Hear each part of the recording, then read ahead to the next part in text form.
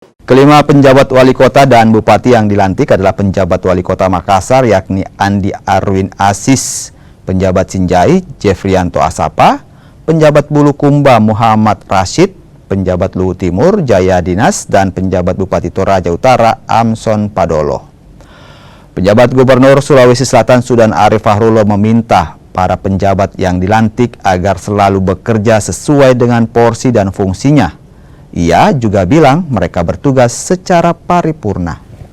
Ada upaya dari Kementerian Dalam Negeri untuk semua stafnya memiliki pengalaman yang lebih luas. Jadi dipindahkan, diganti, digeser, itu adalah hal yang biasa. Kita semuanya TNI, taat nurut instruksi.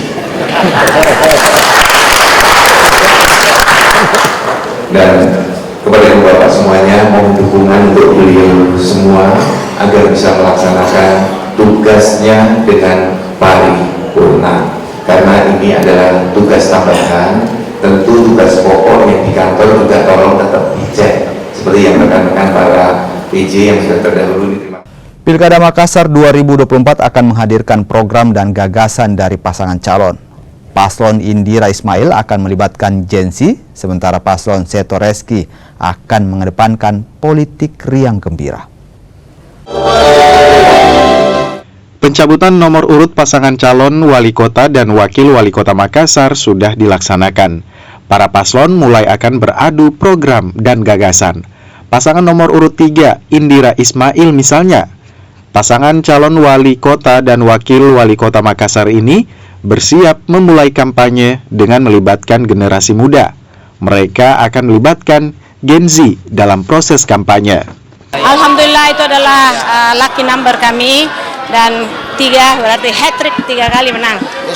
Insyaallah. Tentunya seperti tagline kita, teruskan kebaikan. Semua program-program yang ada sekarang alhamdulillah tentunya sudah baik.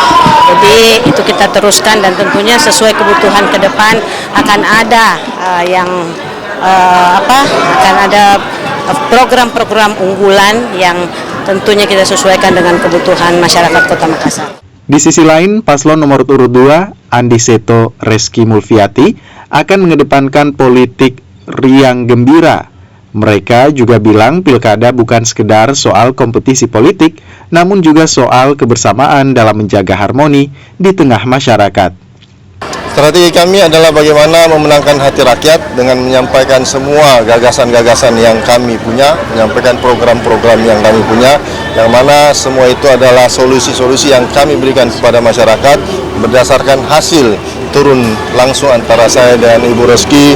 Mana kita tahu di Makassar ini, saya pikir tingkat kemiskinannya masih cukup tinggi, banyak masyarakat mengeluh mengenai masalah kesehatan, mengenai masalah pendidikan, dan juga masalah pekerjaan. Kami memberikan solusi-solusi di bidang. Tahapan kampanye kini digelar mulai 25 September hingga 23 November mendatang. Para kontestan pun kini berlomba-lomba untuk menggait pemilih. Rama Pratama, Kompas TV Makassar, Sulawesi Selatan.